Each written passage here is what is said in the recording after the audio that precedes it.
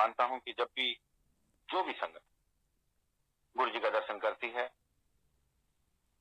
गुरु जी उसे अपने शरण में बुलाते हैं। बुलावा गुरु जी का होता है। हमारे पास भी जब सबसे पहले ये मैसेज आया कि ऐसे वहां पे गुरु जी बैठते हैं और आप चलिए, तो जो पुरानी संगत है वो तो समझ पाएंगे, लेकिन जो नए हैं मैं उनको बताऊं कि स्टार्टिंग में मेरे दिमाग में भी एक सवाल आया था, क्योंकि मैं या आप या हम सब जो ईश्वर को मानते हैं वो अपने अपने घरों में पूजा पाठ वगैरह वगैरह पहले भी करते रहे हैं। मैं भी उसी फैमिली से हूं, उसी तरह की फैमिली से हूं, तो हमने अपना गुरु बनाया हुआ था, हमने अपना गुरु मंत्र लिया हुआ था। तो जब हमें ये बात पता लगी कि हमें गुरु जी के पास जाना है, तो हमने कहा देखिए जी हम तो नहीं जा पाएंगे, क्योंकि बचपन से छवि एक ही थी गुरु जी की कि गुरु जी जहां भी जाएंगे वहां मंत्र मिलेगा, मंत्र को करना है, बाबा जी की सेवा करनी है, ये वो सब जैसा पहले हमने देखा। तो एक मेरे मित्र हैं जिनके थ्रू मुझे ये मैसेज आया था, तो हमने उनको कहा कि देखिए जी मैं तो मंत्र ले चुका हूं, इसलिए मैं तो जाऊंगा नहीं, मैं तो गुरु बनाऊंगा नहीं, लेकिन आप जा सकते हैं। तो उन्होंने मुझसे उस वक्त एक सवाल किया कि क्या आप ये मानते हैं कि गुरु के रूप में ईश्वर आते हैं? मैंने कहा बिल्कुल मानता हूं। इससे पहले भी ईश्वर के रूप में हमें राम जी, कृष्ण जी और भी बहुत सारे देवी देवताओं का दर्शन पृथ्वी पर हुए हैं। तो उन्होंने कहा कि मैं जिनकी बात कर रहा हूं वो साक्षात शिव भगवान ही है, आप चलिए, आपको ठीक लगे तो आप रुकिए, नहीं कोई बात नहीं। और ये बात मेरे दिमाग में बिल्कुल सटीक बैठ गई और मैंने उनसे कहा कि चलिए मैं चलूं। फिर मैं कहूंगा कि बात गुरु जी के बुलाने की है और आपके मानने की है कि आप कितना मानते हैं। मैं उनके साथ गया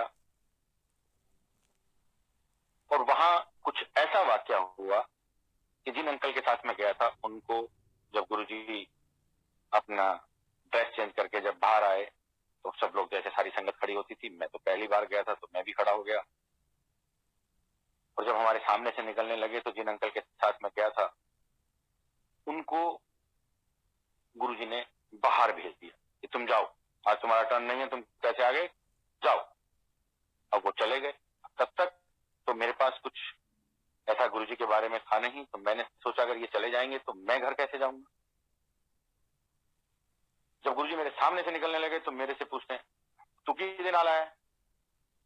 गुरु जी पंजाबी बोलते थे उस वक्त, तो खैर पंजाबी इतनी हमें समझ भी नहीं आती थी, अब तो गुरु जी की कृपा से काफी आ जाती है। तो गुरु जी के साथ जो एक सेवादार थे उन्होंने कहा जी ये उन्हीं के साथ आए हैं जिनको अभी आपने बाहर भेजा है, उनका नाम लेके बोले। तो गुरु जी ने कहा जा तू भी दौड़ जा। और मैं ऐसा दौड़ा कि मैं फिर 2 साल गया ही नहीं, क्योंकि मैं इसके बारे में भी आपको बाद में बताऊंगा कि गुरु जी ने जो कहा वो अक्षर टू अक्षर सत्य वचन। खैर जी उसके बाद फिर 1.5 साल या 2 साल के बाद उन अंकल ने हमसे फिर कहा कि आप जाइए। पर वो पहला अनुभव कुछ ऐसा था कि आप ये कह लीजिए कि वक्त हमारा इतना खराब था, गुरु जी ने हमें उस वक्त नहीं बुलाया, इसलिए हम ये कहेंगे कि वो वक्त हमारा बहुत ही खराब था कि वो 1.5 साल या 2 साल जो हमारा बिना गुरु जी के, हमें ऐसा लगता है, बाकी तो गुरु जी को पता है कि उन्होंने क्या किया, क्या कष्ट डाला, क्या किया क्या नहीं किया।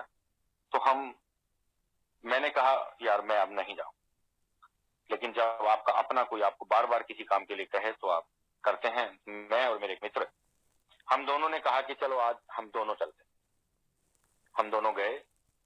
मैं नाम यहां पर किसी का भी इसलिए नहीं ले रहा, इवन मैं अपना भी नाम इसलिए नहीं ले रहा, क्योंकि किसी भी सत्संग में किसी भी नाम की कोई महत्व नहीं है। महत्व सिर्फ गुरु जी का और गुरु जी की बख्शीश का है।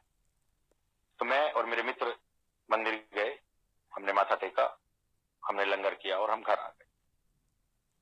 उसके बाद हमने ये दोनों ने ये सोचा कि अब हम हर थर्सडे को मंदिर हफ्ते में एक बार जरूर जाया करेंगे। पहले हमने थर्सडे भी किया, फिर बीच में हमने दूसरा दिन भी बदला, पर हमने ये किया कि हम हफ्ते में एक बार गुरु जी का दर्शन जरूर करेंगे और लंगर करेंगे और घर आ जाएंगे।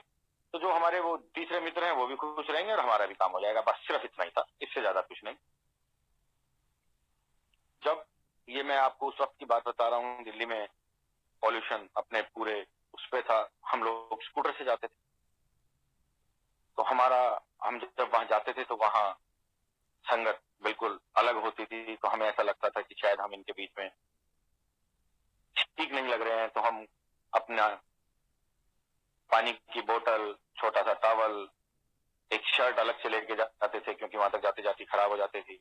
हेलमेट को हम अपना बाहर ही छोड़ के जाते थे, जिससे किसी को पता ना लगे कि हम कैसे आए हैं, और हम गुरु जी के दर्शन करते। 1 या 2 हफ्ते के बाद जैसे ही मैंने गुरु जी को माथा टेकना, गुरु जी ने मेरे से पूछना की ना तेरा। मैंने गुरु जी को अपना नाम बताना, और गुरु जी ने कहना नो आइडिया, बैठ जाओ। बाद में हमारी समझ में आया कि गुरु जी ने ऐसा क्यों कहा, क्योंकि हमें वाकई कोई आइडिया नहीं था।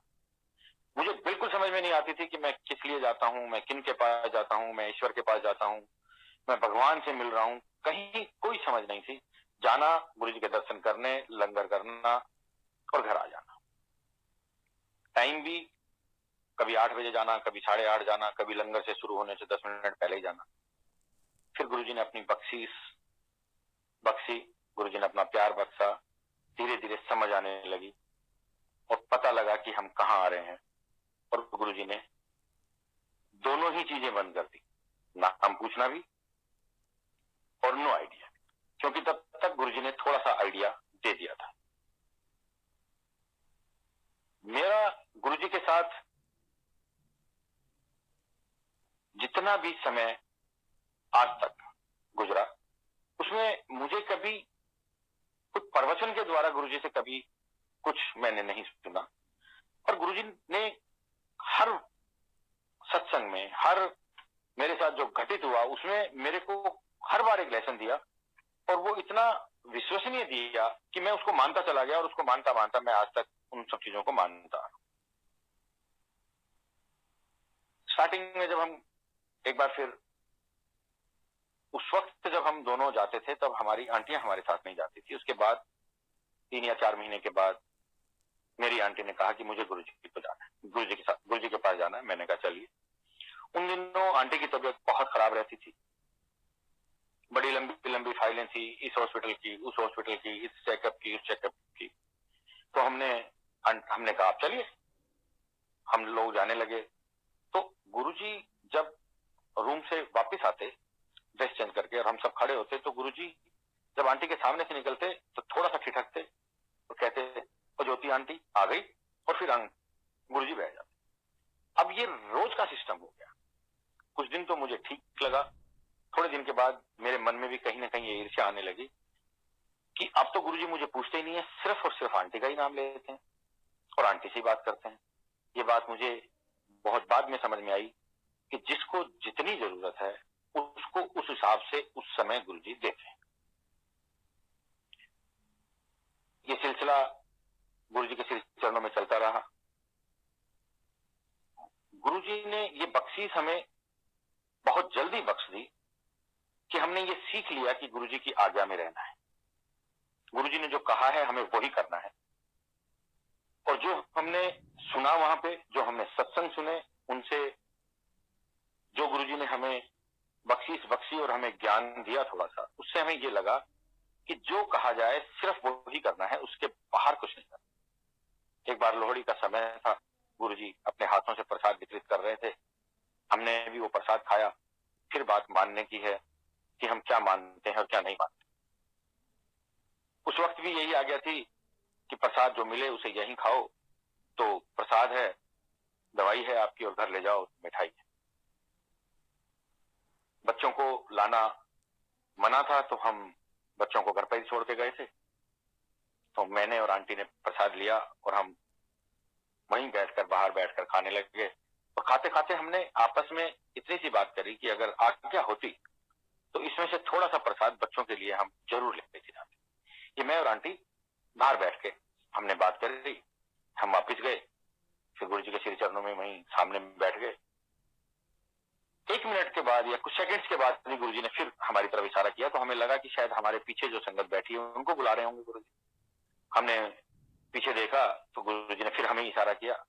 हम गए, हमने गुरुजी को माथा टेका। फिर दोबारा से गुरुजी ने कहा प्रसाद ले लो। हमने कहा गुरुजी हम प्रसाद ले चुके, क्योंकि इतनी समझ नहीं थी। हमने कहा गुरुजी हम प्रसाद ले चुके। गुरुजी ने कहा थोड़े वास्ते नहीं है, थोड़े बच्चों वास्ते है, लाओ। आंटी ने अपने साड़ी का पल्लू आगे किया, गुरुजी ने 1 2 3 4 5 मुट्ठियां उसमें डाली।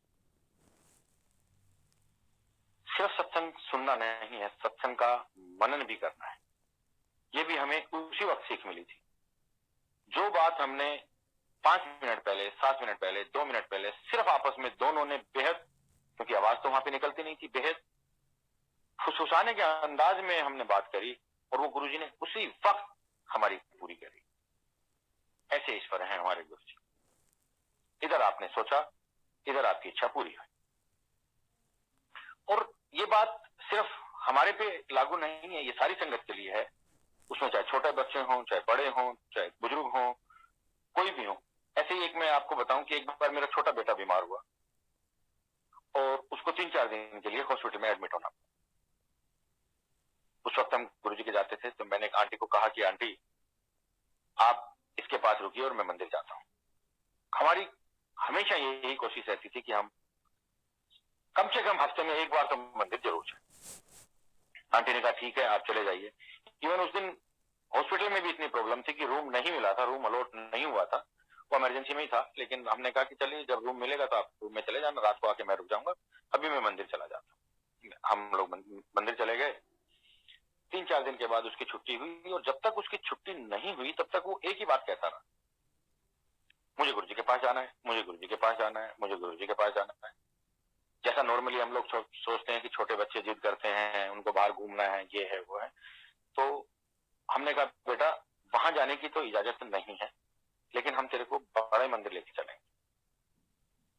जब आपकी छुट्टी होगी तो हम आपको बड़े मंदिर लेके चलेंगे। मंगलवार का दिन था, हम लोग बड़े मंदिर चले गए दोपहर में। हम लोग मंदिर गए, हमने वहां दर्शन किया। तब मंदिर 7वें दिन खुलता था। हमने वहां दर्शन किया, हमें चाय प्रसाद मिला। चाय प्रसाद पी के जब हम वापस आने लगे तो हमने देखा कि जो अपने मंदिर का, बड़े मंदिर का बड़ा गेट है, वो गेट खुला। और उस वक्त उस गेट के खुलने का सिर्फ एक ही मतलब था कि गुरुजी आ रहे हैं। हम ठहर गए, गुरुजी की गाड़ी आई, गुरुजी अंदर गए। फिर बात मैं वही कहूंगा कि मानने की है। हमने वहां सेवादार से पूछा कि क्या हम गुरुजी को माथा टेक लें? उन्होंने कहा नहीं, आप यहीं बैठिए, अगर गुरुजी बुलाएंगे तो आप अंदर जाएंगे, नहीं तो आप यहीं बैठिए। हम बाहर जो बड़ा लॉन है उसमें बैठ गए। 10 मिनट के बाद अंदर से सेवादार आए, उन्होंने कहा आपको गुरुजी ने बुलाया। हम सब लोग अंदर गए, हमने गुरुजी को माथा टेका। हमने कहा गुरुजी ये छोटे वाला आपसे मिलने की बहुत जिद कर रहा था, ये बीमार था। गुरुजी ने कहा हाँ मैंने पता है, गुरुजी आपसे मिलने की बहुत जिद कर रहा था, लेकिन आपकी आज्ञा नहीं थी, इसलिए इसे वहां नहीं ला पाए और यहाँ ले आए। तो गुरुजी ने कहा फिर मैं दर्शन देने तो अच्छा आया। आप सोचिए, जो एक छोटे सी बच्चे की इच्छा को पूर्ण करने के लिए, उसे दर्शन देने के लिए उसे दर्शन दे सकते हैं, तो हम सब लोग तो उनकी गोदी में बैठे हैं। हमारे को किसी भी चीज की कभी भी कैसे कोई कमी हो सकती? माथा टेकते ही बड़े बेटे, मैं, आंटी और दोनों बच्चे थे साथ में। हमने कहा गुरुजी ये बड़ा है, ये छोटा है। हम जब तक ये बोलें कि ये छोटा है, गुरुजी कहते हैं दोनों ट्विंस में। तो एक गलती स्टार्टिंग में हो गई और हमने कहा नहीं गुरुजी ये बड़ा, ये छोटा। गुरुजी ने कहा नहीं ट्विंस है।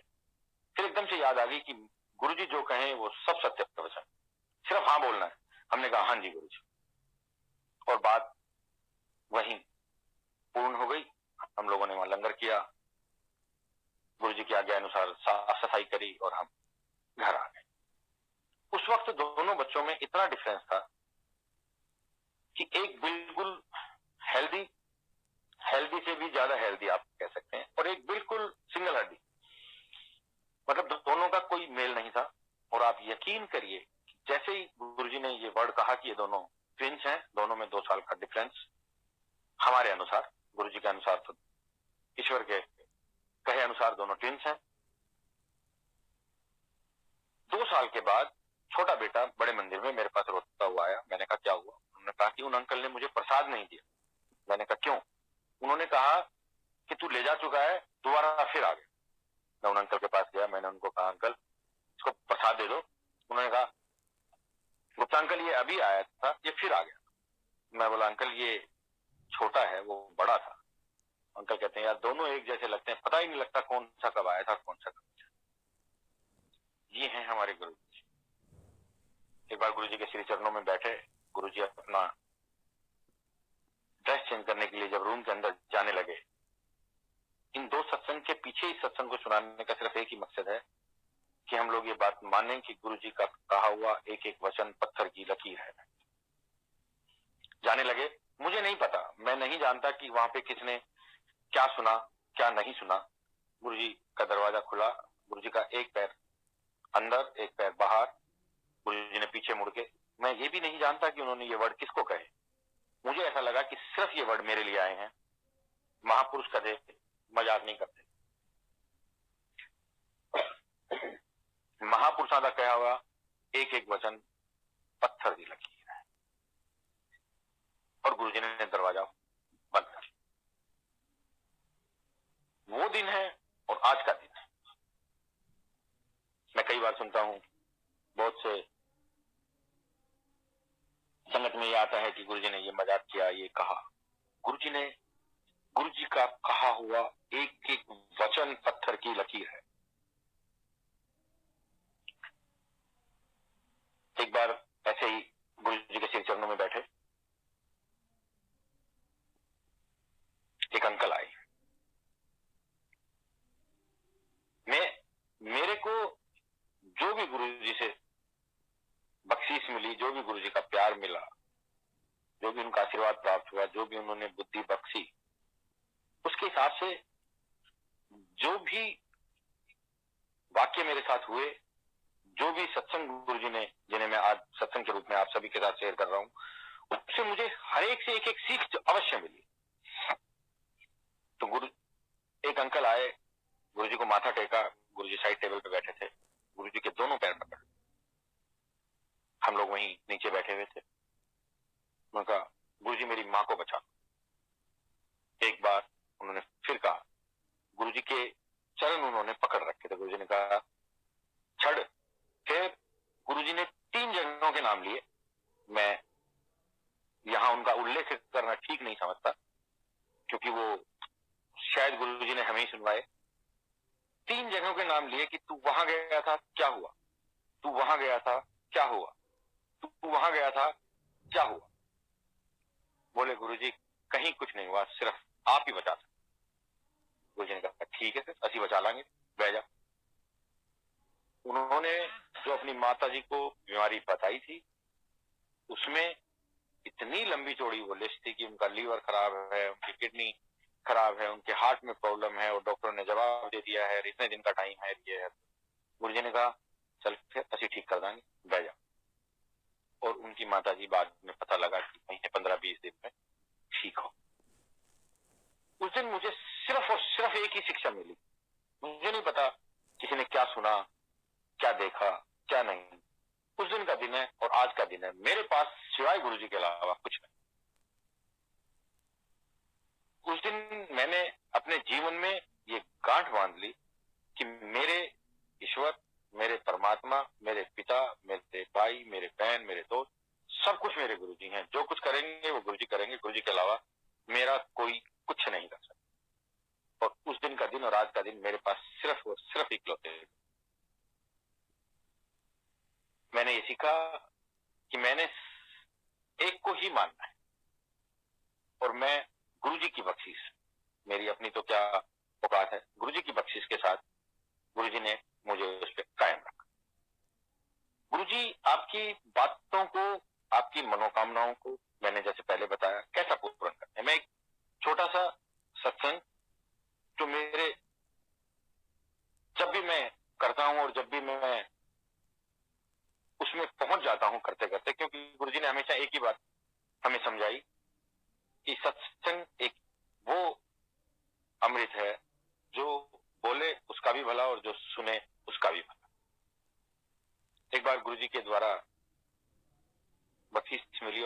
शादी का कार्ड मिला। दिल्ली में शादियां आपको पता ही है कितने बजे शुरू होती हैं फार्म हाउस में और कैसे होती हैं। उसमें टाइम लिखा हुआ था शायद कार्ड पे 8 या 8:30 जो भी था। और हम लोग तो सिर्फ ये देखते थे कि गुरुजी की तरफ से कोई निमंत्रण मिला है तो शुक्र है कि हम 8 बजे गए, वरना हम शायद 7 बजे पहुंच जाते। तो हम लोग बिल्कुल सब तैयार होके, मैं और मेरे मित्र अपनी अपनी फैमिली के साथ 8 8:30 बजे जो टाइम उसमें लिखा हुआ था हम करेक्ट टाइम पे वहां पहुंच गए। हम गए जब वहां ना कोई लड़के की तरफ से था ना कोई लड़की की तरफ से था, सब काम चल रहे थे, सब तैयारियां चल रही थी। एक साइड में एक जगह बनाई हुई थी जहां पे गुरुजी को आके भी बैठना था। हम उसी जगह के पास चेयर डाल के बैठ गए। जो लोग वहां पे काम कर रहे थे हम लोगों ने उन्हीं के साथ थोड़ी सी सेवा करी, सब चीज तैयार करी। और हम लोग पूरा प्लान करके गए थे कि गुरुजी आएंगे, हम ऐसे सबसे पहले माथा टेकेंगे, फिर गुरुजी को ऐसे करेंगे, फिर ऐसे करेंगे। मतलब जैसे हम सब ख्वाब एक गुरुजी के बारे में बनाते हैं वो हमने 1.5-2 घंटे में बनाए। धीरे धीरे संगत आई, कुछ लोग और शादी वाले भी आए। धीरे धीरे धीरे धीरे धीरे धीरे समय वो आ गया जब ये पता लगने वाला था कि गुरुजी अब 1 या 2 मिनट में निकल रहे हैं और 10 से 15 मिनट में यहाँ पहुंच जाए। और फिर ये हुआ कि जी गुरुजी निकल गए हैं और गुरुजी चल चुके। तब तक सब संगत भी आ गई थी, लड़के वाले लड़की वाले भी आ गए थे। सभी किसी का ध्यान गया कि गुरुजी के सिंहासन पर जहां गुरुजी ने विराजमान होना है उस पर कुशन नहीं। अब बड़े सेवादार छोटे सेवादार की तरफ देखें, छोटे छोटे की तरफ देखें, लास्ट में नजर आके मेरे ऊपर रुकी और एक अंकल ने मुझसे कहा, अंकल आप जाइए और बड़े मंदिर से कुशन ले आए। अब मेरे तो पैरों के नीचे से जमीन निकल गई। मैंने कहा मैं तो सबसे पहले आया था ये सोच के कि मैं गुरुजी से सबसे पहले मिलूंगा, और अब आप मुझे यहाँ से भेज रहे हैं। मतलब गुरुजी आ भी चुके होंगे, गुरुजी बैठ भी चुके होंगे, आप सब लोग उनको माथा भी टेक चुके होंगे, क्योंकि मुझे तो जाने में कम से कम आधा पौना घंटा लगेगा, यहाँ से मिनिमम 40 से 45 मिनट लगेंगे। पर क्योंकि कार्य गुरुजी का था मैंने उसको सत्य वचन माना और मैं चला। मैं गया, मैंने पार्किंग से अपनी गाड़ी निकाली और मैं गाड़ी में बैठते ही रोने लगा। मेरे आंखों से आंसू आने लगे। मैंने कहा गुरुजी मैं सबसे पहले सिर्फ इसलिए आया था क्योंकि मैं सबसे पहले आपको देखना चाहता था, मैं सबसे पहले आपको माथा टेकना चाहता था। और अब मेरे को इन्होंने कुशन लेने के लिए भेज दिया। कुशन आपके लिए लाने हैं, मैं मना भी नहीं कर पाया। और मैं यही सब सोचते सोचते सोचते सोचते आंखों में आंसू लिए हुए बड़े मंदिर पहुंचा। वहां से मैंने कुशन लिए और मैं वापस आया। तो जब मैं उस फार्म हाउस में एंट्री करने लगा, मेरी गाड़ी जब उस फार्म हाउस में अंदर गई तो गुरुजी की गाड़ी में एक सायरन था। सायरन है जो बजता है, वो सायरन की आवाज जब मेरे को आई तो मैंने बैक मिरर में पीछे देखा तो जो गुरुजी की गाड़ी पे झंडा लगा हुआ है वो झंडा भी लग रहा था। मैंने कहा गुरुजी को तो आए हुए कम से कम 20 मिनट हो गए होंगे, ये गुरुजी की गाड़ी मेरे पीछे कैसे? मैंने वहीं थोड़ा सा आगे जाके गाड़ी साइड में लगाई और मैं उतरा और मैं गाड़ी के साथ साथ भागा। 10 कदम मैं चलाऊंगा कि गाड़ी रुकी और जिस तरफ मैं था राइट हैंड की तरफ दरवाजा, मेरे दोनों हाथों में कुशन थे। गुरुजी का दरवाजा खुला और गुरुजी गाड़ी से बाहर। मैं तो अचंभित, मेरे आश्चर्य का ठिकाना नहीं रहा कि गुरुजी को तो आए हुए 20 मिनट हो गए होंगे कम से कम, गुरुजी अब कैसे आ रहे हैं? गुरुजी ने दरवाजा खोला और गुरुजी ने दरवाजा खुला, गुरुजी ने बाहर कदम रखा और कदम रखते कहते ले आया फिर कुशन? मैंने कहा हाँ जी गुरुजी। चल फिर चलिए। और आप यकीन मानिए मैं इतनी संगत वहां छोड़ के गया था, गाड़ी के पास कोई संगत नहीं, मैं और गुरुजी हम दोनों गए। जैसे ही 10 15 20 कदम चले तो वो जो स्वागत द्वार था वहां पे सब लोग खड़े हुए थे, वहां पे सबने गुरुजी का वेलकम किया। तो वो कुशन मेरे हाथ में थे तो एक अंकल ने मुझे कहा जाओ वहां गुरुजी के चेयर पे, वो सिंहासन पे लगा। मैं गया, मैंने गुरुजी के सिंहासन पे वो लगाया, सिंहासन पे हाथ हाथ लगाया। इतने में गुरुजी स्वयं आ गए। गुरुजी जैसे ही विराजमान हुए सबसे पहला मत्था मैंने टेका, क्योंकि मैं वहीं था बिल्कुल गुरुजी के सिंहासन के पास ही कुशन लगा रहा था। जैसे ही मैंने माथा टेका गुरुजी ने कहा बैठ जा फिर, और मैं वहीं बैठा। आप यकीन मानिए गुरुजी ने बहुत तरक्की कराई और मैं लग रहा था कि जैसे इस धरती का प्राणी नहीं, मैं तो सिर्फ गुरुजी के साथ ही घूम रहा था। गुरुजी ने फिर आज्ञा दी सबको कि आप खाना खा के आए। हमें भी कहा, हम लोग भी गए।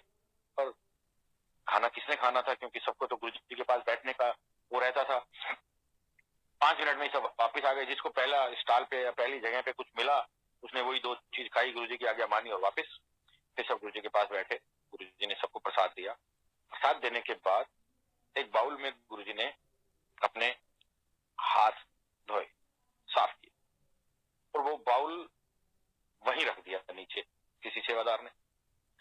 और ये हुआ कि अब गुरुजी जा रहे हैं, गुरुजी की रवानगी है। सब जब गुरुजी के साथ उठे तो हमारी नजर तो वहां बाउल पे ही थी, क्योंकि उसमें तो अमृत रखा हुआ था। जैसे ही गुरुजी उठे और 2 कदम चले, हमने वो बाउल लिया, माथा सब लोग टेक चुके थे और हमने सबने वो अमृत पिया। उसके बाद गुरुजी को गाड़ी से विदा किया तो सेवादार बोले अब ये कुशन कौन लेके जाएगा? मैं बोला मैं लेके आया था, तो मैं ही जाऊंगा, क्योंकि तब तक तो मैं आसमान में उड़ रहा था। मैंने वो कुशन लिए, आंटी बच्चों को लिया और मैं मंदिर वापस। मैंने देखा तो मंदिर की सारी लाइटें जली हुई। मेरे को फिर आश्चर्य हुआ, मैंने कहा ये क्या हो रहा है? हम लोग अंदर गए तो गुरुजी वहीं विराजमान थे। हमने फिर गुरुजी को माथा टेका, गुरुजी लंगर ले रहे थे। उनका आ गया फिर? मैंने कहा हाँ जी आ गया। अच्छा, हमने वहां कुशन रखे, हम बाहर बैठ गए। अब जो वहां पे शादी में मेरे साथ मित्र गए थे वो और बाकी मुझे फोन करने, भाई तू आ नहीं रहा, चलेगा नहीं? मैंने कहा नहीं, मैं नहीं आ रहा, मैं तो यही हूँ। मैंने किसी को नहीं बताया कि मैं गुरुजी के पास बैठा हूँ या गुरुजी यही है कि तुम भी आ जाओ, कुछ नहीं। मैं बोला नहीं यार, मैं मंदिर आया हूँ तो मैं थोड़ी देर रुक के जाऊंगा, आप लोग जाइए। आधे घंटे के बाद गुरुजी ने कहा अब आप जाएं, आपको आ गया है, और हम अपने घर की ओर रवाना हो। अब आप इसको कैसे लेते हैं कि वो एक अपने भगत की इच्छा को पूरा करने के लिए 10 मिनट का रास्ता 40 मिनट में तय करते हैं, या एक अपने भक्त का, अपने सेवक का, अपने बच्चे का 40 मिनट का रास्ता 10 मिनट में तय कर। ये मुझे, पर आपकी सारी मनोकामना वो पूर्ण करते हैं, ये सत्य है, सत्य।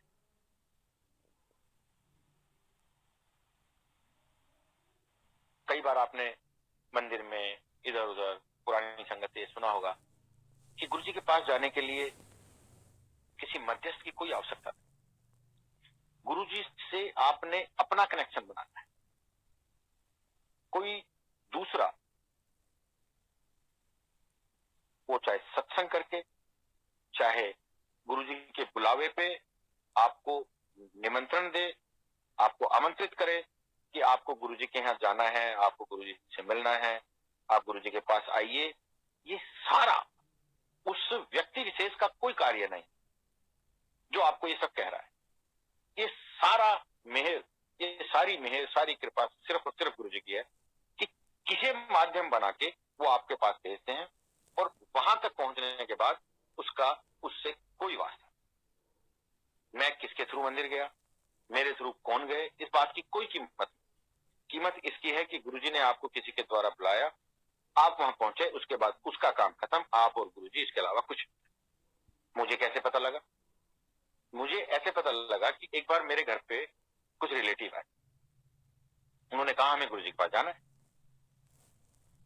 वो एक ऐसा पीरियड था जब आप किसी नई संगत के साथ दोबारा जा सकते थे अगर आपका दिन वो नहीं है। तब तक हमारा फ्राइडे हो चुका था। वो कैसे हुआ था मैं उसके ऊपर भी आपको बाद में इस पे आते हैं। तो मेरे ख्याल से वो सैटरडे या संडे या थर्सडे का दिन था, फ्राइडे नहीं था, क्योंकि वो मेरा दिन नहीं था। मुझे ये पता है जिस दिन मुझे जाना होता है मंदिर। तो उन्होंने कहा हमें गुरुजी के पास जाना है। हमने कहा हम आपको लेके चलेंगे, और आप एक काम करना, आप हमारे पीछे रहना। अहंकार आदमी को कभी ना कभी थोड़ा बहुत आ ही जाता है, और उसे गुरुजी कैसे दूर करते हैं और कैसे आपको समझाते हैं, ये मैं आपको बताता हूं जो मेरे साथ हुआ। मैंने उनको कहा मैं आपको गुरुजी के पास लेके चलूंगा, आप मेरे पीछे रहिएगा, मैं आपको गुरुजी से मिलवा दूंगा।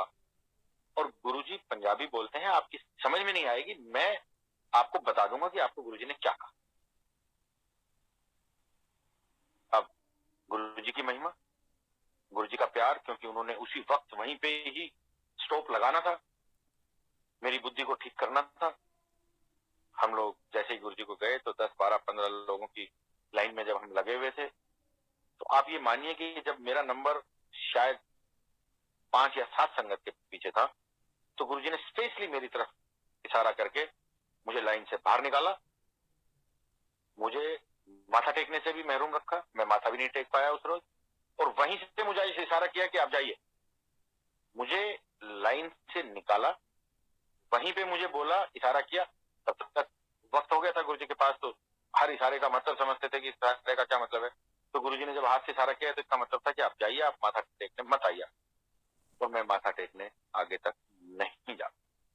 उस दिन मेरे दिमाग में ये बात बिल्कुल पूरी तरह से बैठ गई कि गुरुजी के पास आप ना किसी को ले जा सकते हो और ना उनको किसी से मिलवा सकते।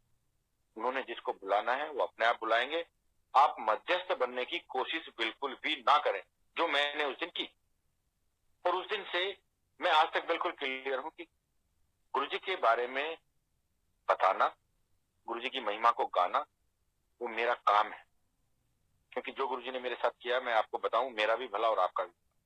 उसके बाद मेरा कोई रोल नहीं है, आप जाने गुरुजी जाने। मैं अपने आप को गुरुजी का सबसे बड़ा भगत मानता हूं, आप सब भी ऐसे ही मानते हैं।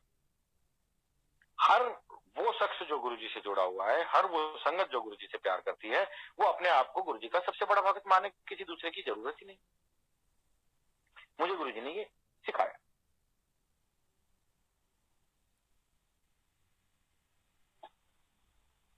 एक बार बड़े मंदिर में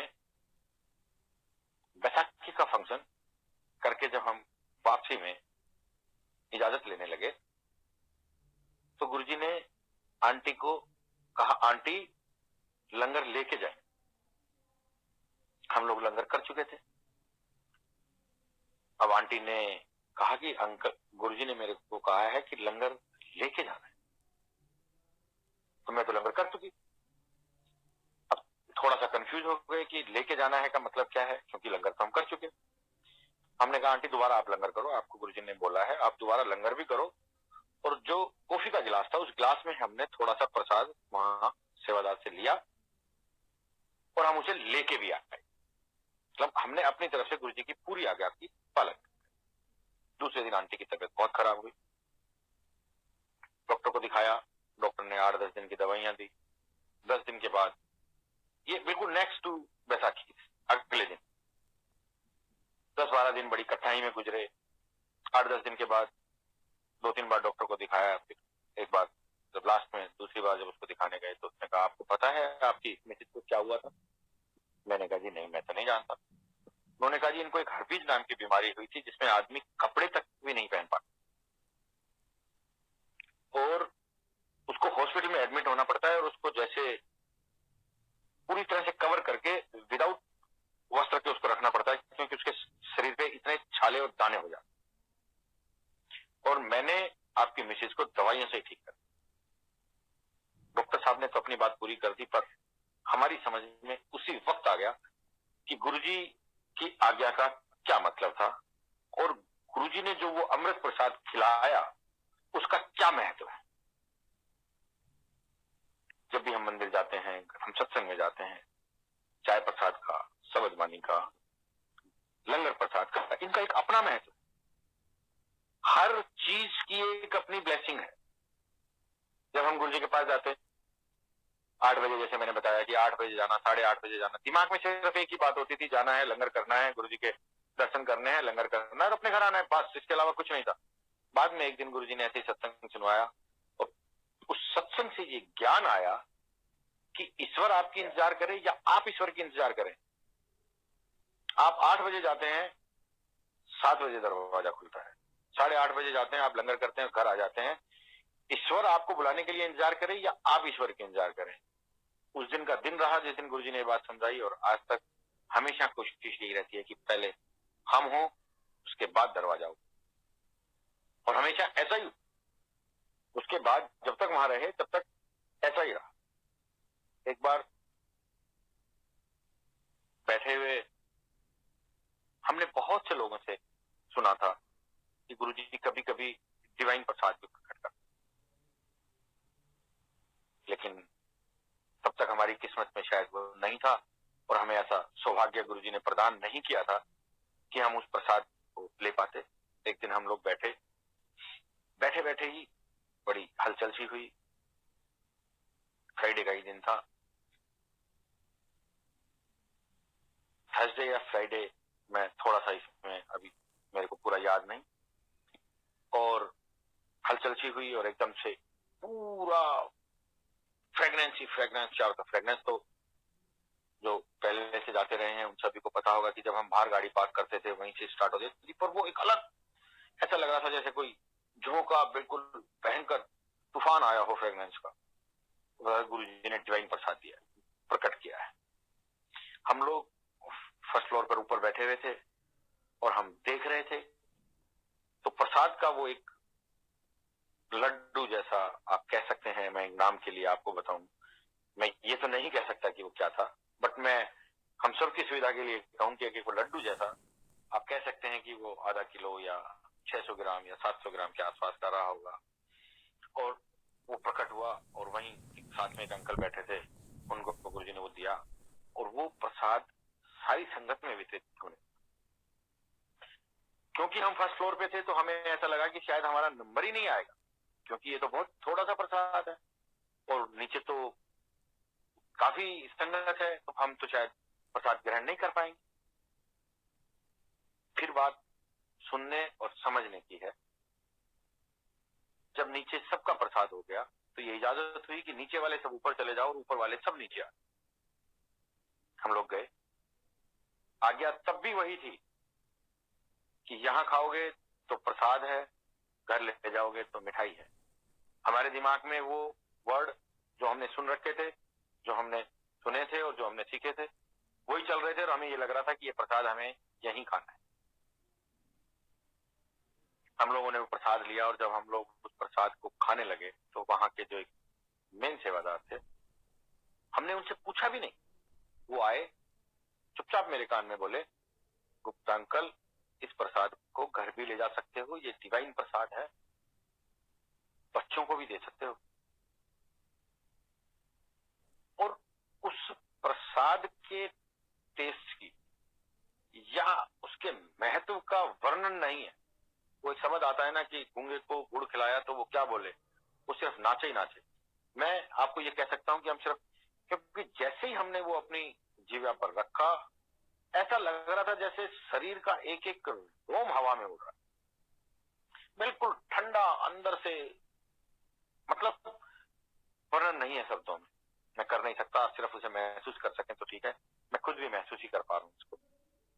और हमने वो प्रसाद घर लाके बच्चों को खिलाया, थोड़ा थोड़ा उनकी जबान पे रखा, और जिस उस वक्त कोई ऐसी चीज नहीं थी, किसमें रखते, पॉकेट में से एक एटीएम की पर्ची निकली और उस पर्ची में सालों तक, महीनों तक, सालों तक खुशबू रही। आप सोचिए क्या प्रसाद रहा।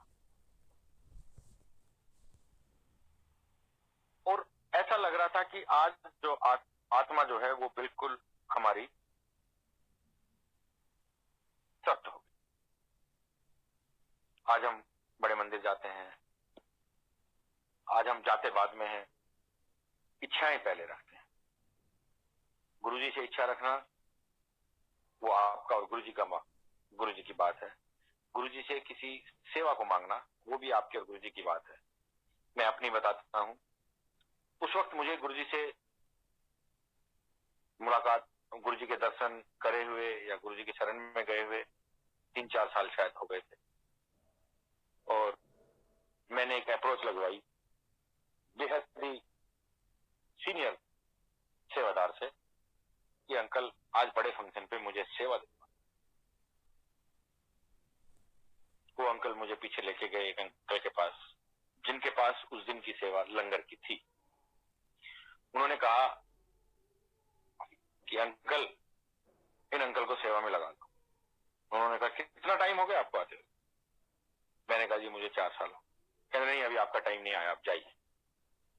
आज हम 4 दिन भी वेट नहीं करते। सेवा की कीमत, सेवा की भावना, सेवा के लायक अपने आप को बनाना सब गुरु जी इच्छा करना, ये हमारा अपना काम है, हम कर सकते हैं, पर सेवा की कीमत को समझ के किस जगह पर किस तरह की सेवा कैसे करनी है, उन सारी चीजों को समझने के बाद हम सेवा करें।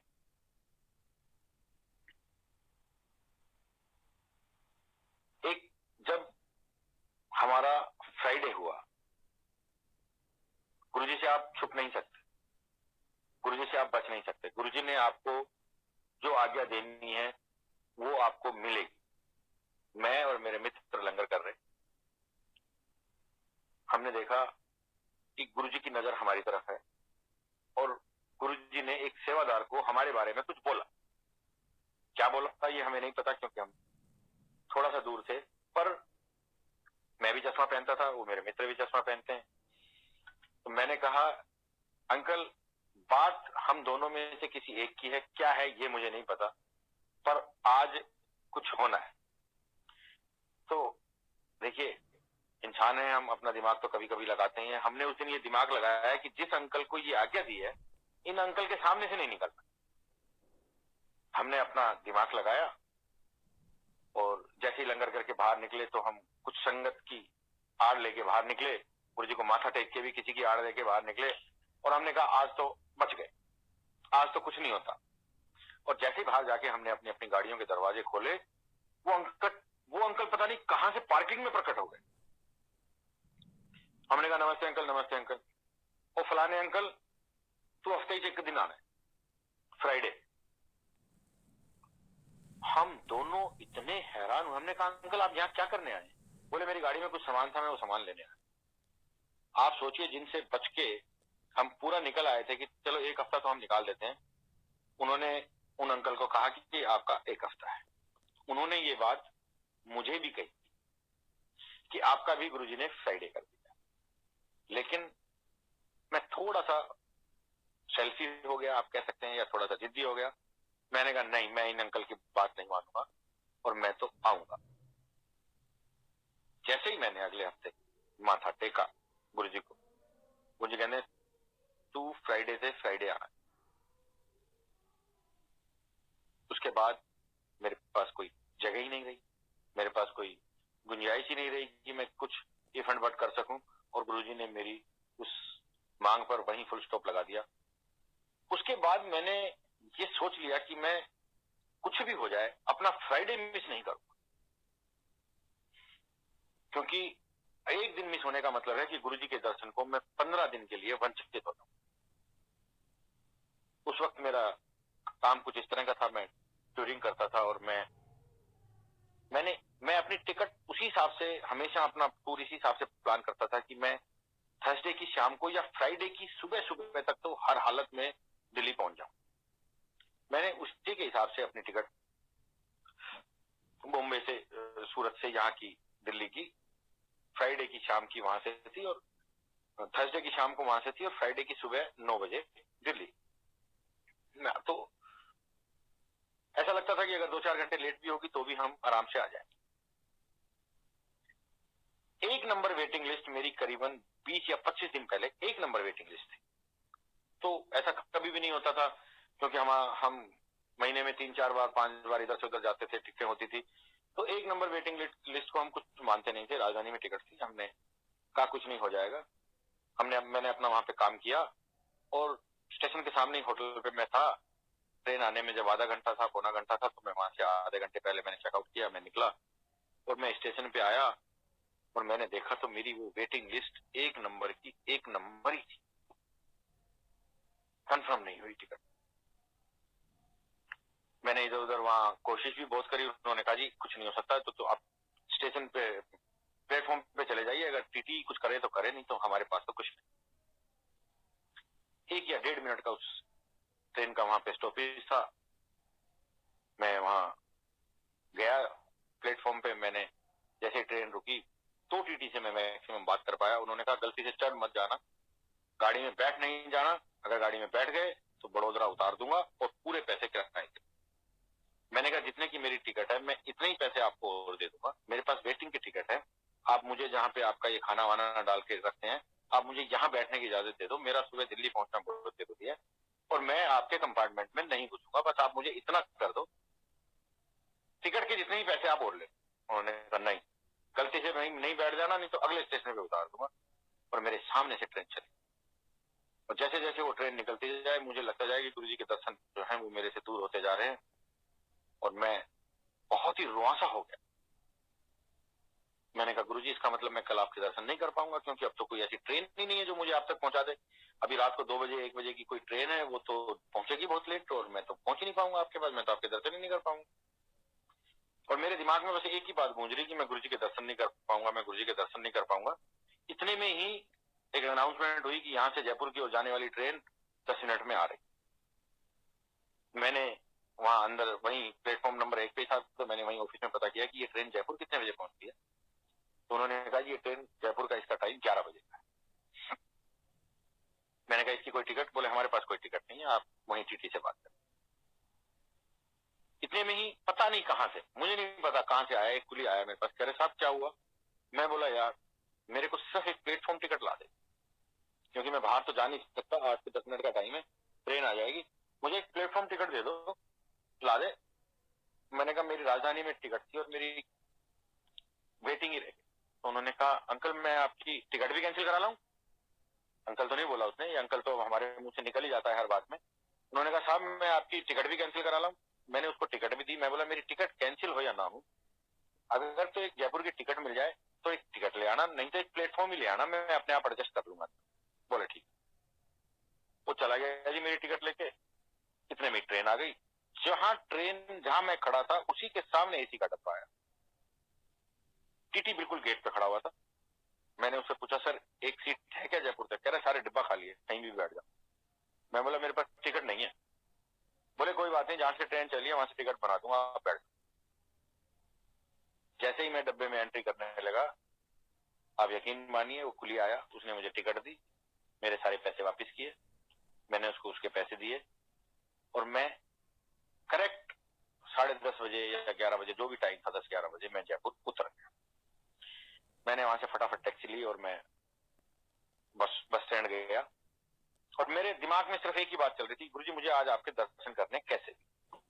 मैं वहां गया तो वहां पे वोल्वो में, ऐसा नहीं है कि गुरुजी ने मुझे एक ही सीट दिखाई, बोले जी एक सीट सिर्फ सिंगल सीट पीछे पीछे की खाली है, अगर आप बैठना चाहें तो बैठ जाइए, नहीं तो दूसरी बस जो है वो 1 घंटे बाद है। मैंने कहा कोई बात नहीं, मैं पीछे पीछे बैठ जाऊंगा, पर मैं जाऊंगा। मुझे वहां से सीट मिली। मैंने आंटी को फोन किया, आंटी यहाँ से गुड़गांव गए, मैं नीचे उतरा, 5 बजे मैं करीबन गुड़गांव उतरा। मैंने आंटी से वहीं पानी और साबुन वगैरह, टॉवल वगैरह, सब अपनी चीजें जो गुरुजी के सामने जानने के लिए, अपने आप को ठीक करने के लिए होती हैं, वो मंगाई। मैंने वहीं उतर के अपने आप को हल्का फुल्का ऊपर से फ्रेश किया, और आप यकीन मानिए जिस टाइम पे मैं हर बार गुरुजी के पास पहुंचा था, मैं उसी एग्जैक्ट उसी टाइम पे 6-6:30 के बीच में गुरुजी के दरबार में था। ये सब कौन कर सकता है? ये सब सिर्फ गुरुजी कर सकता है। आपके मन में अगर इच्छा है उनसे मिलने की, अगर आप चाहते हैं कि आप गुरुजी के सानिध्य में रहें, आप इच्छा करें। इच्छा मैं कितने ही लोगों को ऐसा जानता हूं जिनके पास कोई साधन नहीं है, कोई नहीं है, उन्हें कोई भी आके आपके जैसा मेरे जैसा आके पूछता है अंकल आप मंदिर चलेंगे, आंटी आप मंदिर चलेंगे, मैं वहां जा रहा हूँ आप जाएंगे, और वो मंदिर पहुंच जाते हैं, क्योंकि उनकी इच्छा है, वो चाहते हैं कि वो गुरुजी से मिलें। स्टार्टिंग में जब हम मंदिर जाते थे, बीच बीच में से गुरुजी की मर्जी है कहां से क्या चीज सामने आ जाती है, तो एक बहुत जिद होती थी कि आगे बैठना है, ये मन में हमेशा अभिलाषा रहती थी। लेकिन जो वहां सेवादार होते थे, जब तक हम पहुंचते थे वो जगह भर चुकी होती थी, और वो हमें पीछे पीछे बैठने को कहते थे। और हमें ऐसा लगने लगा एक टाइम पे आके, ये मैं आपको बता दूं कि ये बाकी सब सेवादारों के लिए भी है जिनके बारे में हम ऐसा सोचते हैं। तो मुझे लगने लगा कि यार ये सिर्फ अंकल ही हैं जो हमें पीछे बैठने के लिए मजबूर करते हैं, नहीं तो ऐसा नहीं है कि हम आगे बैठ सकते हैं। एक दिन हम, मैं और मेरे दोनों दोस्त, हम तीनों ने ये प्लान बनाया कि आज कोई कुछ भी कहे, किसी को देखना नहीं है, किसी से बात नहीं करनी है, आगे जाना है और सबसे आगे बैठ।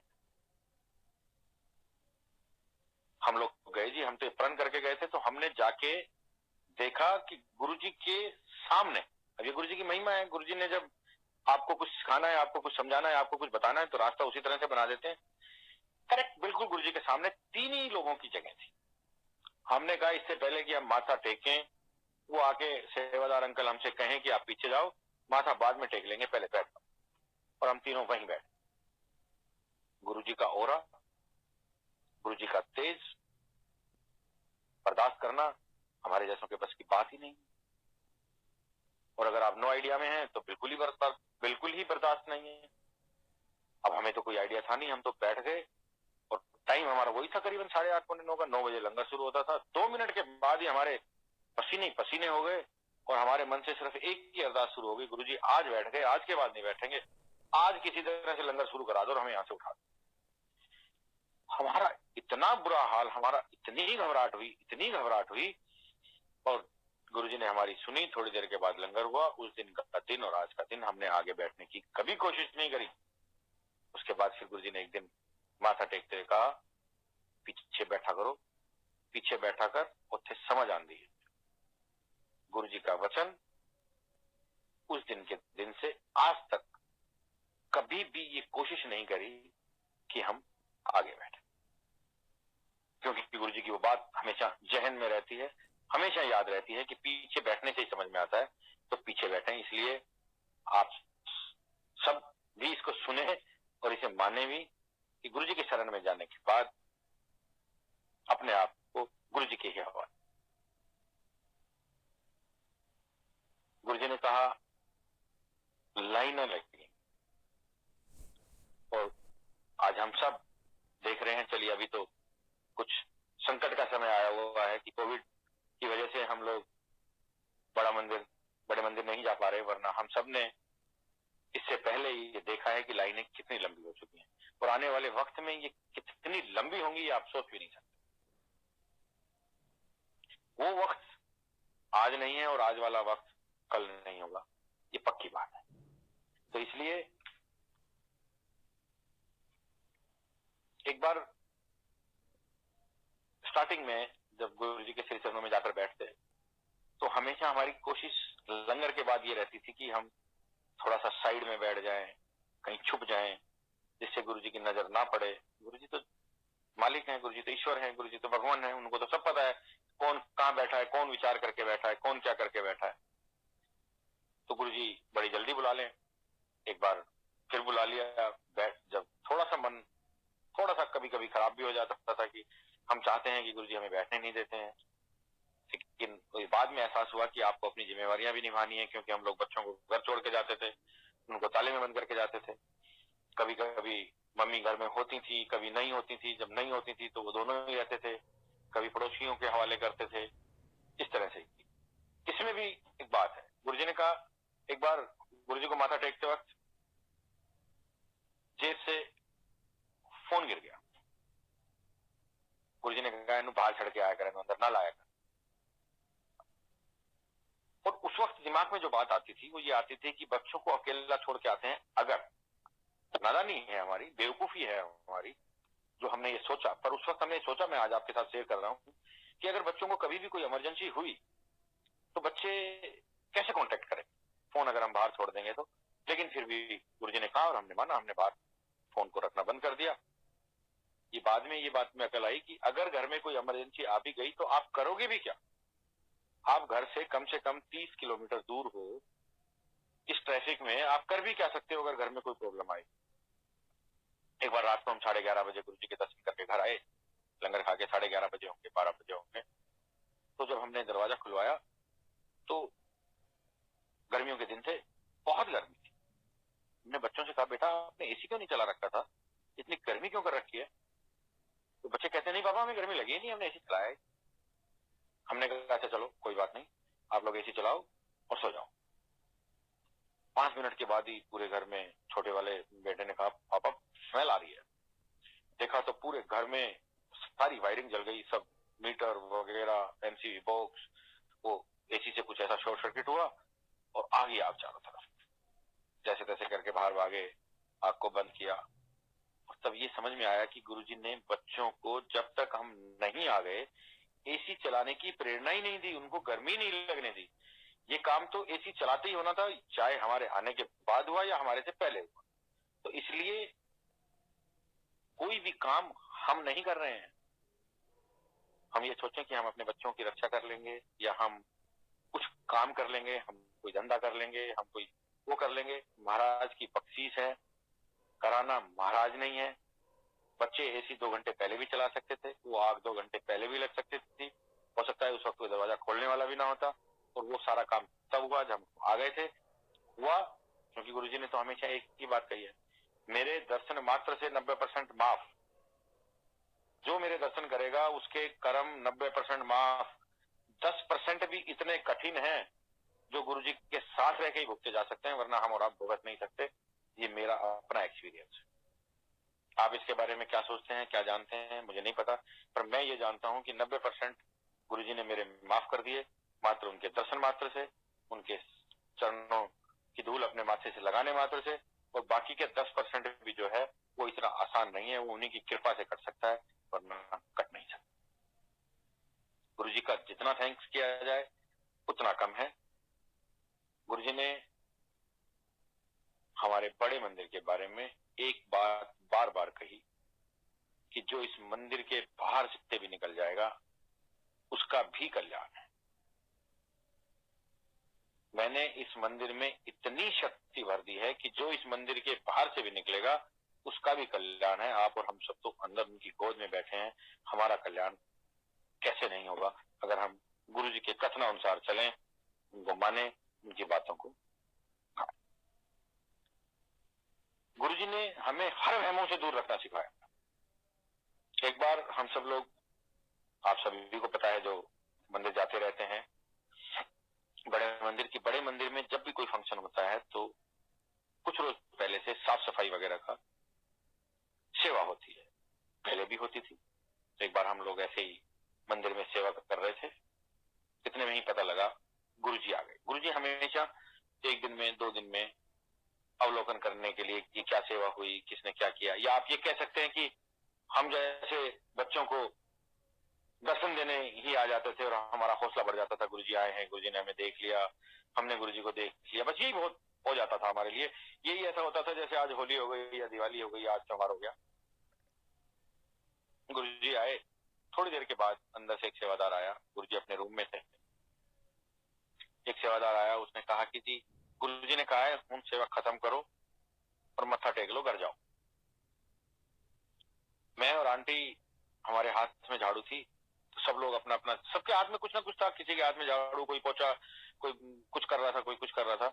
सबने अपना अपना सामान को उठाया और बाहर की तरफ चले। हम लोग बिल्कुल जो अपना मेन हॉल है उसके बाहर आए, रंगोली पे। हमने दोनों ने अपना सामान वहीं रखा और हाथ को अपने कपड़ों से साफ किया और हम डायरेक्ट गुरुजी के रूम में। बाकी सब लोग हाथ वाथ धोने गए, बाहर गए, पीछे गए। हम लोग गुरुजी के रूम में, हमने गुरुजी को माथा टेका। गुरुजी ने कुछ कहा, वो एक अपनी पर्सनल बात है। 2 सेवादार भी थे, उनको भी बताया कुछ, और हमने दोनों ने माथा टेका, मैंने और आंटी ने, और हम रूम से गुरुजी के बाहर आ गए। जब तक बाकी सब लोग हाथ पैर धो के आए तब तक ये आज्ञा हो गई कि सब बाहर से ही माथा टेक हो जाओ, बस। गुरुजी ने कभी किसी वहम को कोई मान्यता नहीं। साफ रहो, साफ रखो, सफाई रखो, गुरुजी की सेवा करो, मन से साफ रहो, बाकी सब। सिर्फ हम दोनों लोगों को अंदर जाके दर्शन हुए, बाकी किसी को दर्शन नहीं हुए, और हम सब एक बार ऐसे ही बड़े फंक्शन पे गुरुजी ने हमें बहुत जल्दी भेज दिया। कह सकते हैं कि हमारी नादानी थी, हमारी बेवकूफी भी थी। गुरुजी हमें उस वक्त के लिए आज भी माफ करें। गाड़ी में बैठते ही मैं शुरू हो गया, बाकी सब लोग बैठे रहते हैं, हमें नहीं बैठने दिया, इतनी जल्दी भेज दिया, हम रुकना चाहते थे। जो भी एक आम आदमी की तरह एक आम आदमी बोल सकता है अपने ईश्वर से, वो सारी बातें हमने बोली और हम घर आ गए। ये बात अगर मैं ठीक हूं तो शायद शिवरात्रि की थी, और बैसाखी पे मेरी सेवा मेन हॉल में गुरुजी की कृपा से लग गई। मैं उस दिन सेवा में था, गर्मी काफी थी, और गुरुजी का ओरा, मैंने आपको कहा गुरुजी का तेज हर एक आदमी के बस की नहीं है। अगर गुरुजी ना चाहें तो आप उसे बर्दाश्त ही नहीं कर सकते। गुरुजी की मेहर हो तो बात अलग है कि आप उनके आसपास रह सकें और उनके आसपास खड़े रह सकें। 11, साढ़े 11, 12 बजते बजते मेरा इतना बुरा हाल हो गया कि मेरे सर में भयंकर दर्द, और मुझे ऐसा लगे कि गुरुजी आप मुझे आज्ञा दे दो, मैं घर चला जाऊं, मेरे से खड़ा नहीं रहा जा रहा। मैं बिल्कुल बहुत परेशान, मतलब मैं सबको कहूं कि यार मेरे को किसी तरह से आज आज्ञा मिल जाए, और सेवा मेरी ऐसी जगह थी कि मैं छोड़ के जा नहीं सकता था। एक एक करके सारी संगत चली गई। गुरुजी अंदर गए, गुरुजी ने अपनी ड्रेस चेंज करी और गुरुजी बाहर मेन हॉल में आके कारपेट पे बैठ गए। साइड में एक दो अंकल बैठे, बस और कोई नहीं। और मैं कहूँ गुरुजी मुझे जाने दो, मेरे ये याद ही नहीं कि मैंने पिछले फंक्शन से गुरुजी से क्या क्या शिकायत करी थी, मैं तो भूल गया। मैं कहूँ गुरुजी मुझे जाने दो। मैं गुरुजी के सामने से निकलने की हिम्मत नहीं होती थी। गुरुजी के सामने बार बार आना जाना ये एक अपने आप में ऐसा लगता था कि हम ठीक नहीं कर रहे हैं, और गुरुजी की गरिमा में ये बात ठीक नहीं है। मैं 2-3 बार गुरुजी के सामने से भी निकला कि शायद इसी बात पे डांट दें, कभी मैं ये चद्दर उठाऊं, कभी मैं वो करूं, और गुरुजी ने मुझे नहीं कहा कि तू चला जा। मेरे जीवन में शायद वो पहला दिन ऐसा रहा होगा कि मैं बिना गुरुजी को आज्ञा लिए, बिना गुरुजी को माथा टेके अपनी मर्जी से ही रात को 2 बजे चला आया। मेरा ये हाल। और मैंने आके गुरुजी से बहुत माफी मांगी कि गुरुजी मैंने पिछली बार आपसे इतनी शिकायतें करी, मुझे माफ कर दो। मुझे पता है कब किसको क्या कितना देना है, ये आपसे बेहतर कोई नहीं, ये सिर्फ आप ही जानते हैं। इसलिए आज से सिर्फ मानना है, मांगना नहीं है। उस दिन का दिन है, आज का दिन है। कोशिश यही रहती है कि गुरुजी से कुछ ना मांगे, सिर्फ जो गुरुजी ने बताया, जो कहा, वो ही माने। इस तरह से बहुत सारे बहुत सारे हैं। एक बार की बात मैं आपको स्टार्टिंग की आंटी जब गई तब की मैं एक बात बताऊं। कुछ टाइम ही हुआ था, जैसे गुरुजी ने मुझे नो आइडिया बोला, हो सकता है उस टाइम, हो सकता नहीं है, गुरुजी ने कहा है तो बिल्कुल सत्य ही होगा। गुरुजी एक कैसेट वितरित कर रहे प्रसाद में कुछ संगत को। तो जब लंगर शुरू हुआ तो आंटी ने देखा कि गुरुजी ने किसी को सीढ़ी दी। अब आंटी का ध्यान लंगर में कम और सीढ़ी में ज्यादा। हम लोग ऊपर बैठे हुए थे फर्स्ट फ्लोर पे, आंटी नीचे किसी के साथ, जिनके साथ भी नंबर आया होगा, लंगर कर रहे थे। तो आंटी ने साथ वाले से पूछा ये सीढ़ी मुझे भी मिलेगी? तो उन्होंने कहा ये तो आप जब गुरुजी को माथा टेको तो आपको गुरुजी से ले लेना, सीधे भाव, जिसको गुरुजी दे देंगे उसको मिल जाएगा। तो आंटी लंगर तो कम करे और सीढ़ी पे ध्यान ज्यादा कि कितनी बचेंगी, कितनी जाएंगी, क्या रहेगा। तो आंटी ने कहा हाथ बाद में धो लेंगे, पहले गुरुजी से सीढ़ी मांग लेते। जैसे हम सब हाथ साफ करने बाहर जाते थे लंगर के बाद, तो आंटी ने अपनी साड़ी के पल्लू से अपने हाथ साफ किए और सीधे गुरुजी के पास, गुरुजी एक सीढ़ी मेरे को भी दे दो।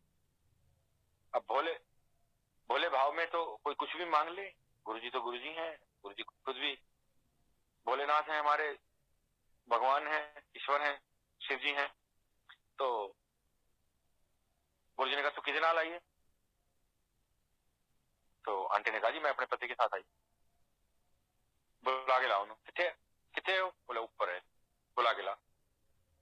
आंटी आई मेरे पास दौड़ती दौड़ती ऊपर। मैं कहा चलो चलो गुरुजी बुला रहे हैं। बोला आप लोग मुझे माफ करिएगा। मैंने कहा क्या बात है, दिमाग तो ठीक है, गुरुजी बुला रहे हैं, गुरुजी ऐसे नहीं बुलाते, बैठ जा। नहीं नहीं गुरुजी बुला रहे हैं आप चलिए। मैंने कहा आप बैठ जाइए, आप जोर से ना बोलिए, आप यहीं बैठिए, गुरुजी नहीं ऐसे नहीं बुलाते। उन्होंने जब तीसरी बार कहा तो मैंने कहा यहाँ कुछ तो इससे अच्छा यही है कि नीचे चले चलो। तो हम लोग नीचे आ गए। उन्होंने, आंटी ने पकड़ा मेरा हाथ और गुरुजी की तरफ। मैंने कहा लाइन लगी है, मैं लाइन में लग गया। तो आंटी ने मेरे को लाइन से निकाला और सीधा गुरुजी के पास। गुरुजी लेफ्ट साइड में किसी अंकल या आंटी से बात कर रहे थे, तो गुरुजी की बाजू पे आंटी ने हाथ लगाया। गुरुजी मेरे पति आ गए, मैं इनके साथ आई। गुरुजी ने इधर देखा और मेरे तो आप यकीन मानिए कि काटा तो खून नहीं। मैंने कहा आज तो छुट्टी हो गई, आज तो कुछ है ही नहीं, आज तो कुछ बाकी नहीं रहा, इतनी सारी नादानियां। पर गुरुजी तो गुरुजी हैं, गुरुजी तो ईश्वर है। गुरुजी ने कहा, गुरुजी ने मेरी तरफ देखा, मैंने फटाक से गुरुजी को माथा टेका। गुरुजी ने कहा हाँ एनु देवांगे, ऐसा साडा भगत है, तू हाले कंफ्यूज है। गुरुजी को आपके बारे में एक एक बात सब कुछ पता है। आप कहां से चले हैं, आप कहां से आए हैं, आप क्या चाहते हैं, आपको क्या जरूरत है, आपको क्या देना है, क्या नहीं देना। सत्संग तो बहुत हैं, चाह सुनाने के लिए भी बहुत कुछ है। मैं फिर आप सब लोगों से एक छोटी सी एक कहानी आपसे, बहुत छोटी सी है, जो मैं शेयर करूंगा, जो मेरे दिल के बहुत करीब है। और जब भी मुझे सत्संग में मौका लगता है और गुरुजी मुझे याद दिला देते हैं तो मैं जरूर करता हूँ, क्योंकि आप कह वही सकते हैं जो गुरुजी आपको याद दिलाते हैं। गुरुजी आपसे कहलवा लें। एक भगत, कोई मेरे जैसा आप कह सकते हैं, आपके जैसा आप कह सकते हैं, आप सबके जैसा एक भगत था जो ईश्वर को बहुत मानता था, अपने गुरुजी को बहुत मानता था। और उस भगत की, आपकी, हम सबकी भक्ति इतनी गहन थी या इतनी ज्यादा थी कि वो जब ईश्वर हमेशा उसके साथ रहने लगे। ये उसको कैसे पता लगा कि जब भी वो चलता था तो उसे अपनी साथ में, जब वो चलता था तो दो परछाइयां नजर आती थी, एक उसकी अपनी और एक उसकी ईश्वर। वक्त का फेर ऐसा आया, 90% तो ईश्वर ने माफ कर दिए जैसा हम गुरुजी ने हमें कहा। 10% के फेर में ऐसे फंसे कि थोड़ा सा वक्त खराब आया, थोड़ा सा वक्त खराब आया, कठिनाइयां आई जीवन में, तो परछाई एक हो, जो दो परछाइयां आती थी एक हो गई। भगत बड़ा निराश हुआ, उसने कहा ऐसे वक्त में ईश्वर ने भी साथ छोड़ दिया। और भगत को अपने ईश्वर से काफी शिकायत हुई, अपने गुरु से काफी शिकायत रही। और एक वक्त ऐसा आया कि वो जब इस संसार को छोड़ के ऊपर जाके जब गुरु जी से मिले तो गुरु जी ने कहा आ भाई भगत, आ गया। तो उन्होंने कहा जी मैं आपका भगत कहाँ हूं, सारी दुनिया ने मेरा जब साथ छोड़ा तो आपने भी मेरा साथ छोड़ दिया। ईश्वर ने कहा तुझे क्या पता कि मैंने तेरा साथ छोड़ दिया। बोला जी पहले आप मेरे साथ चलते थे और जब मेरा थोड़ा सा बुरा वक्त आया तो आप मेरे साथ नहीं रहे। उन्होंने कहा तुमने कैसे पहचाना कि मैं तेरे साथ नहीं था। बोला जी पहले दो परछाई आती थी और बाद में एक आने लगी। तो गुरुजी ने कहा, ईश्वर ने कहा कि बेवकूफ, वो एक परछाई मेरी थी, तू तो मेरी गोद में था, तुझे तो मैंने नीचे उतरने ही नहीं दिया। तो हम सब, आप सब, हम सब गुरुजी की गोद में बैठे हैं, गुरुजी की शरण में बैठे हैं। वक्त हल्का फुल्का ऊपर नीचे हो सकता है, गुरुजी को सब पता है हमें कब किस वक्त कहाँ क्या चाहिए और क्या नहीं चाहिए। सिर्फ गुरुजी को मानते रहिए, वहमों से दूर रहिए, किसी मध्यस्थ की आवश्यकता नहीं है। जितना कहा जाए, जितना सुना है, जितना बताया गया है, सिर्फ वही करें, उसके अलावा इधर उधर ढूंढने की कोशिश ना करें।